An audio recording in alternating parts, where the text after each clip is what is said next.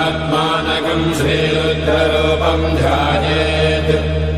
शुद्धस्फटिकसङ्काशम् त्रिनेत्रम् पञ्चवक्त्रकम् गङ्गाधरम् दशभुजम् सर्वाभरणभूषितम् नीलग्रीवम् शशाङ्काङ्कम् नागयज्ञोपवेदिनम् व्याघ्रधर्मोत्तरीयम् च वरेण्यमभयप्रदम् कमण्डलवक्षसूत्राणाधारिणम् शूलपाणिनम् ज्वलन्तम् पिङ्गलजटाशिखामद्योतधारिणम्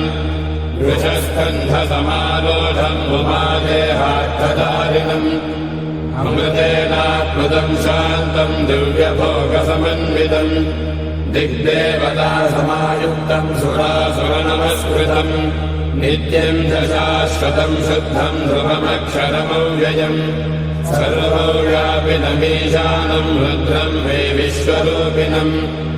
एवम् ध्यात्वा द्विजः सम्यक् ततो यजनमालभेत् अथातो रुद्रस्नानार्चनाभिषेकविधिम् व्याख्यास्यामः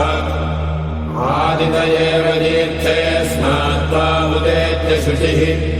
रजतो ब्रह्मचारी शुक्रवासादेवाभिमुखः स्थित्वा आत्मनि देवता स्थापयेत् प्रजनने ब्रह्मा तिष्ठतु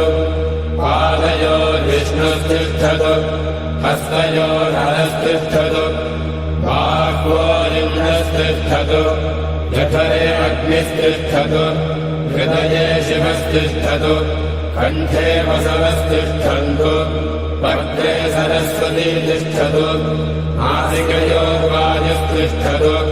नयनयोश्चन्द्रादित्यो तिष्ठेताम् कर्णयोरश्विनौ तिष्ठेताम् ललाटे रुद्रास्तिष्ठन्तु मूर्ध्नादित्यास्तिष्ठन्तु शिरसि महादेवस्तिष्ठतु शिखायाम् वामदेवस्तिष्ठतु पृष्ठे पिनाकी तिष्ठतु पुरतः शूली तिष्ठतु पार्श्वजो शिवाशङ्करो तिष्ठेताम् सर्वतो वायुस्तिष्ठतु ततो बहिः सर्वतोऽग्निज्वालामाला परिवृतस्तिष्ठतु सर्वेष्वङ्गेषु सर्वा देवता यथास्थानम् तिष्ठन्तु मागुम् रक्षन्तु ॐ अग्निर्मे वाचिः श्रितः वाहृदये हृदयम् मयि अहममृते अमृतम् ब्रह्मणि वायुर्मे प्राणे श्रितः प्राणो हृदये हृदयम् मयि